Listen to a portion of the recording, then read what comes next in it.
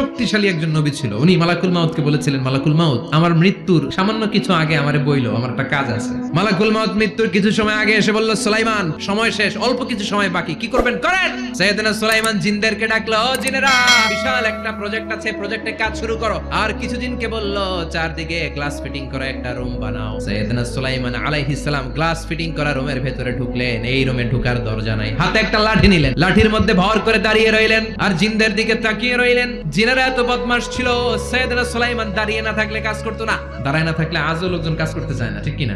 সুলাইমান আলাইহিস সালাম লাঠির মধ্যে ভর দিয়ে দাঁড়িয়ে রইলেন আর বললেন, কাজ করো। জিনেরাও কাজ শুরু করলো। ওদিকে মালাকুল মাউত এসে বলল, সুলাইমান সময় তো শেষ। সুলাইমান বলে, সমস্যা নাই, রূহ কবজ করো।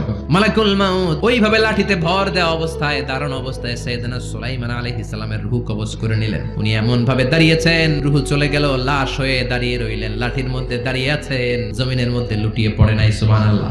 জিনেরা মনে করছে বস দাঁড়ায় আছে, কাজ করতেই হবে। করতে করতে পুরো প্রজেক্টের কাজ শেষ। ইন দ্য মিন টাইম ঝিঝি পোকা, উই পোকা সুলাইমান আলাইহিস সালাম লাঠির ভেতরে ঢুকে লাঠিও খেয়ে ফেলেছে। সাইয়েদনা সুলাইমান আলাইহিস সালাম ধপাস করে জমিনে পড়েছে। আর জিনেরা কয়, হায় হায়, খালি খালি কাম করছে এতদিন। সুবহানাল্লাহ কইবেন না?